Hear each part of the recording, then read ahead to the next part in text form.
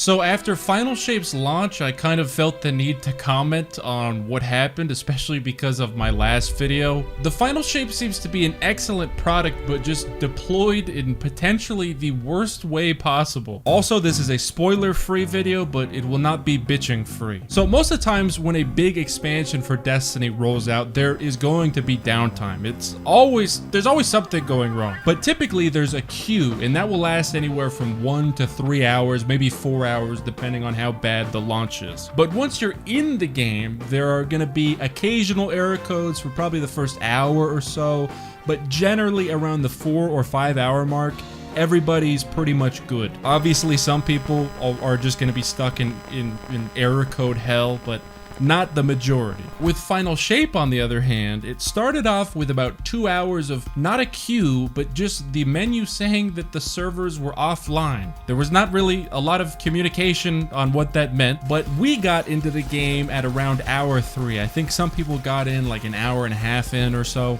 but even at hour 3, the error codes started, and way more than I have ever experienced. We had a mission or two sprinkled in here and there, but for the most part, for the next 4 hours, we were not able to play. And that is for the 4 hours after we got into the game, and 6 hours since the launch. So then throughout the course of the day, we spent the next 12 hours playing, and that 12 hours yielded about 5 hours of footage. That means that out of the entire day, only 41% of it was actually playing the game. And even amongst the stuff that I did have recorded, there was a decent portion of it that was also just error coding. So it comes out to roughly like 35% of our day was actually spent playing the game. And it wasn't as peaceful as some sort of straightforward queue where you just wait and there's no playing at all, and then all of a sudden everything is working. It was a constant back and forth between one person getting in and then 2 people getting in, and then once you were in, you'd be able to select your character, but then as soon as you tried getting in a party in orbit, then everyone would get error coded again. Or you could go to the destination where you had to launch the mission,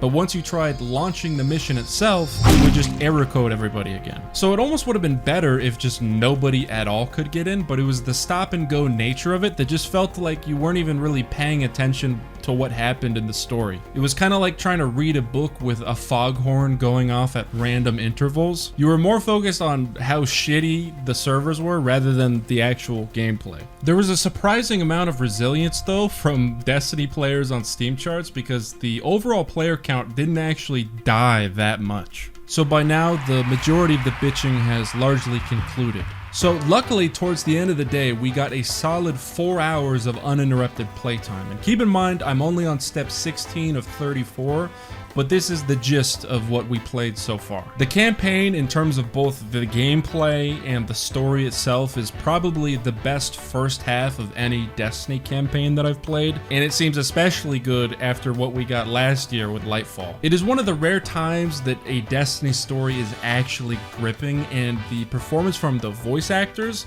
is way better than what we're used to. A lot of times it feels like they're kind of like those C-tier voice actors that are voice acting a random NPC in some copy-paste Ubisoft game. There's not really a lot of emotion behind it, but the new actor for Commander Zavala in particular, as well as the voice actor for Cade, are super good. Except for Zavala sometimes like randomly just does not sound like Zavala at all. But when he's on, he's on. Guardian, honor them with me.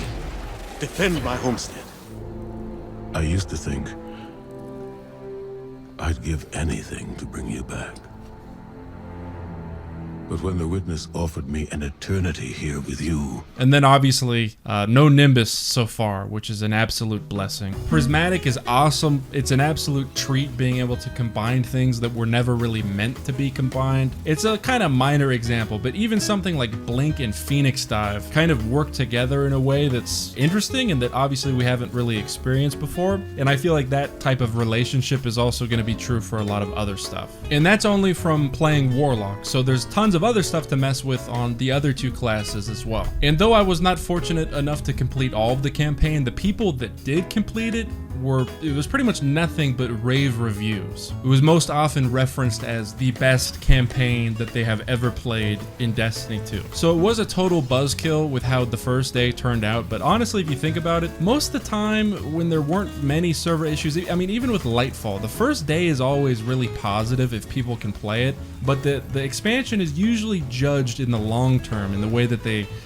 deploy new content over the course of that whole first season, especially like the first month of an expansion being out. So I don't think it's the end of the world, honestly. It feels like it right now because people are setting aside days from work and they just sat there for 10 hours doing nothing. But towards the end of the day, the servers improved a lot, and like I said, we got like 4 hours in a row of playing, and as I've logged in since we stopped playing, I've had no issues selecting my character, starting missions, that sort of stuff. PvP is another thing. I played it a little bit right at the beginning while I was waiting for my teammates to get on, and there was no Prismatic in PvP at that time, which I think may end up completely destroying PvP in a way, but let's be honest, that's just been happening for like the last 4 years anyways.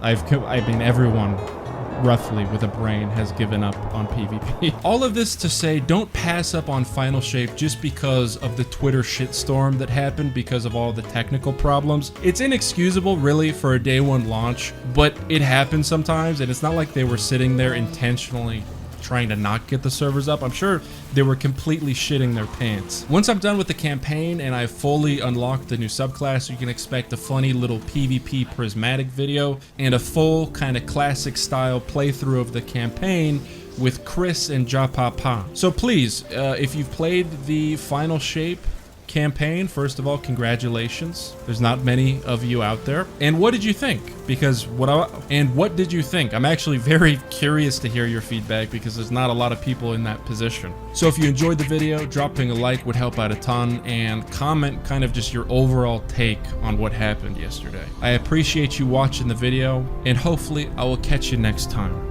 Bye-bye.